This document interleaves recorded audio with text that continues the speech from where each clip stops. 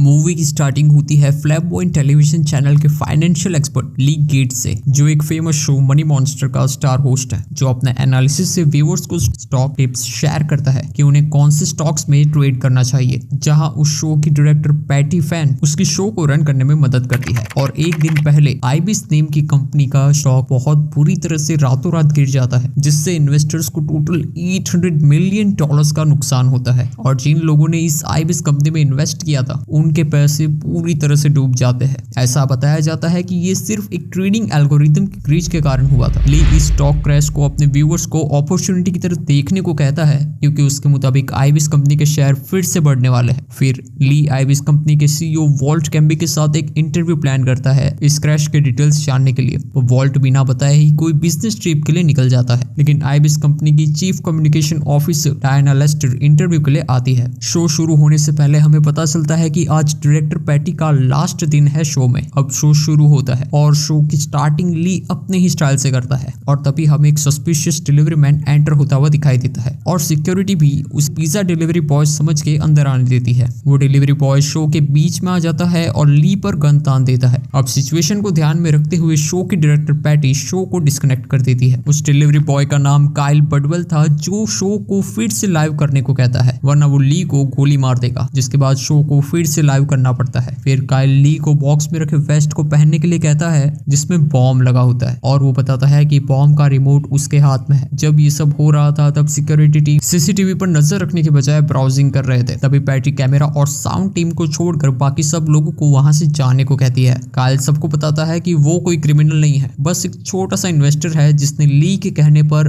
अपनी जिंदगी भर की सेविंग $60,000 आईबिस कंपनी के शेयर में लगा दी थी, क्योंकि ली ने कहा था कि आईबिस कंपनी के शेयर एक सेविंग अकाउंट से भी ज्यादा सेफ है। वो इन सब के लिए ली और आईबिस कंपनी के सीईओ वॉल्ट को इसका जिम्मेदार ठहराता है। डायना ये सब लाइव देख रही होती है और अपना इंटरव्यू छोड़कर चली जाती है। वो कहाँ जाती है वो हमें आगे पता चलेगा। पुलिस टीम भी अब कंपनी को चारों तरफ से घेर लेती है और पुलिस कैप्टन कोवेल पैटी को शो जारी रखने को कहती है और काइल की सारी डिमांड्स भी मानने को कहती है।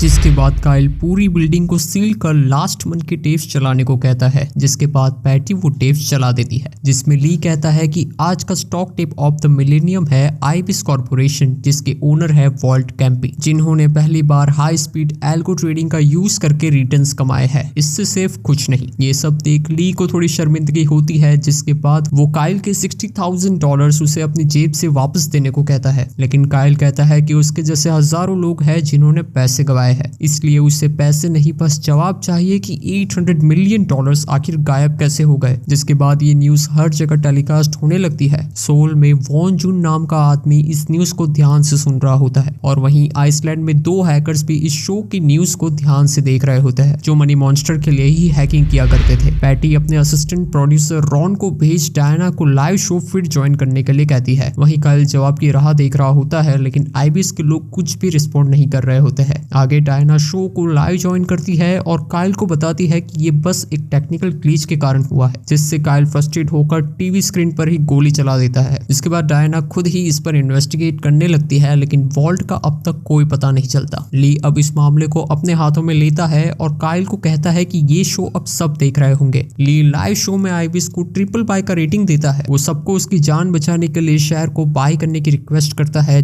जिसके रिस्पॉन्स में कुछ लोग शेयर बाय करने लगते हैं और शेयर का प्राइस राइज होने लगता है, बट फिर से सेलिंग आकर शेयर प्राइस नीचे गिरने लगता है, जिसे देख काइल ली पर हंसता है और ली भी ये रिस्पॉन्स को देख हताश हो जाता है। वहीं पुलिस को काइल की प्रेग्नेंट गर्लफ्रेंड मॉली का पता चलता है और काइल को इमोशनल बेसिस पर उसे सरेंडर करने की कोशिश करता है, मगर पुलिस का पलड़ा उन्हीं पर ही भारी पड़ता है, क्योंकि मॉली काइल पर ही बरस पड़ती है और उसे बहुत भला बुरा सुना देती है, क्योंकि काइल ने जो पैसे आईबिस कंपनी में इन्वेस्ट किए थे वो काइल की मॉम की लाइफ लॉन्ग सेविंग्स थे, जो अब पूरी तरह से डूब गए थे। जिसे देख मॉली ने उससे ब्रेकअप कर लिया था और तभी पुलिस मॉली की फीड को काट देती है। यहाँ डायना एमी के साथ एयरपोर्ट पर आती है, जहाँ उसे वही चाइनीज मैन वॉन जून का कॉल आता है। दरअसल उसने ही आईबिस कंपनी के लिए वो एल्गोरिथम बनाया था। वो कहता है कि एल्गोरिथम में कोई भी ग्लिच नहीं है, ये बस एक ह्यूमन एरर का नतीजा है। किसी ने जानबूझकर लार्ज लेवरेज पोजीशंस बनाई होगी जिससे ये क्रैश हुआ है, क्योंकि एल्गोरिथम को डिजाइन ही इस तरह से किया गया था ताकि वो कभी भी अपनी पैटर्न से डेविएट ना हो जब तक कोई मैन्युअली उसमें चेंजेस ना करे। वो इनडायरेक्टली वॉल्ट पर ही शक कर रहा होता है, क्योंकि जब ये क्रैश हुआ था तो वो कई दिनों से गायब था। तभी वहाँ वॉल्ट का प्राइवेट जेट लैंड होता है। डायना छुपकर उसका वीजा चेक करती है जिस पर साउथ अफ्रीका का स्टैंप लगा हुआ होता है, मतलब कि वो काफी वक्त से झूठ बोल रहा था कि वो जेनेवा में है। वॉल्ट अब फेडरल हॉल बिल्डिंग में रुकने वाला था, जिसकी इंफॉर्मेशन डायना छुपके से पैटी को बता देती है। जिसके बाद पैटी उन्हीं दो हैकर्स की मदद से पता लगाने लगती है कि वॉल्ट आखिर साउथ अफ्रीका में क्या कर रहा था और ली को भी उसकी लोकेशन के बारे में बता देती है। तब तक पुलिस भी वेंटिलेशन के रास्ते ऑफिस में आ जाती है। उनका प्लान ये था कि वो बॉम्ब में लगे कनेक्शन को स्नाइपर से शूट करके डिस्कनेक्ट करना चाहते थे। जिसके बाद वो कंपनी के मेंबर्स को एक एक करके बाहर भेजने लगते हैं, लेकिन इससे ली को भी गोली लग सकती थी। और जैसे ही ये बात पैटी को पता चली तो उसने तुरंत ही ये बात ली को बता दी। और ली को भी अब काइल के लिए बुरा लग रहा होता है, इसलिए वो पहले काइल को बॉम्ब डेटोनेट करने से रोकता है और फिर वो काइल को बताता है कि उसे भी अब जानना है कि वो ग्लिच का रीजन क्या था। जिसके बाद वो दोनों एक प्लान बनाकर वॉल्ट की होटल की तरफ जाने लगते हैं। रास्ते में काइल ली को बताता है कि ये बॉम्ब वेस्ट नकली है और वो उसने सिर्फ उसे डराने के लिए बनाया था। डायना फिर जब वॉल्ट फ्रेश होने जा रहा था तब वो उसका फोन चुरा लेती है और उसके मैसेजेस देखने पर उसे पता चलता है कि वो किसी मोमो नाम के आदमी से कनेक्शन में था। ये बात वो पैटी को बताती है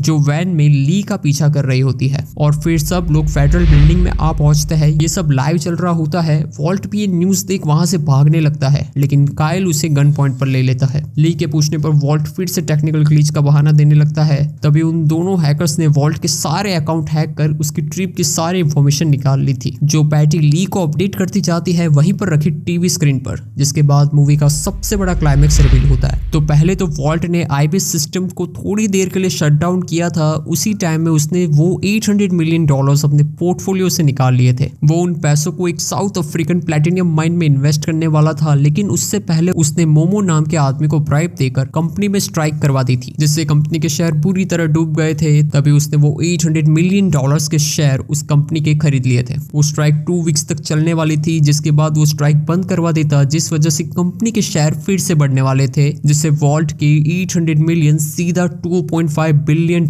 के हो जाते। लेकिन वॉल्ट की किस्मत भी काइल जैसी ही थी, क्योंकि मोमो ने एंड वक्त पर ईमानदारी बताते हुए वो स्ट्राइक कभी रोकी ही नहीं और वॉल्ट के भी $800 मिलियन पूरी तरह से डूब जाते हैं। लेकिन ये तभी प्रूफ होगा जब वॉल्ट ये बात खुद कहे। तब काइल ली का बॉम्ब वेस्ट वॉल्ट को पहना देता है। वॉल्ट बहुत ज्यादा घबरा जाता है और अपनी गलती कन्फेस करता है, लेकिन इसी के साथ वो ये भी बताता है कि उसके जैसे कई कॉर्पोरेट लोग हैं जो ये करते हैं और इसमें कुछ गलत नहीं है, क्योंकि उसने टेक्निकली कोई लॉ नहीं तोड़ा है, जिससे उसे जेल तो बिल्कुल भी नहीं जाना होगा। काइल को इस बात पर गुस्सा आता है और वो बॉम्ब का ट्रिगर दबाकर वॉल्ट की तरफ फेंक देता है उसे डराने के लिए। लेकिन पुलिस इस मौके पर उसे सीधा हार्ट पर शूट कर देती है और वो वहीं मारा जाता है। ली भी ये देख बहुत शॉक रह जाता है और ऑडियंस भी कुछ टाइम के लिए फ्रीज हो जाती है। जिसके बाद ली वॉल्ट को गुस्से में एक पंच मारता है। ऑडियंस भी काइल के लिए थोड़ी इमोशनल होती है, मगर अब कुछ भी नहीं हो सकता था। पैटी भी अब शो को छोड़ने का डिसीजन कैंसिल करती है, क्योंकि उसे अब ली पर प्राउड था। और इसी के साथ ये मूवी यहीं पर एंड हो जाती है। ऐसी सिचुएशंस इंडिया में भी कई कंपनीज के साथ हुई है, जहां अचानक से ही कंपनीज के शेयर प्राइस पूरी तरह से डूब जाते हैं, जिससे इन्वेस्टर्स को काफी बड़ा लॉस उठाना पड़ता है। इसलिए किसी पर भी बिना अपनी रिसर्च किए भरोसा ना करें। और अगर वीडियो पसंद आया है तो प्लीज लाइक और शेयर कीजिए, और ऐसे ही वीडियोस के एक्सप्लेनेशन के लिए चैनल को सब्सक्राइब जरूर कीजिएगा, ताकि ऐसे ही मूवीज के एक्सप्लेनेशन हम आप तक लाते रहें।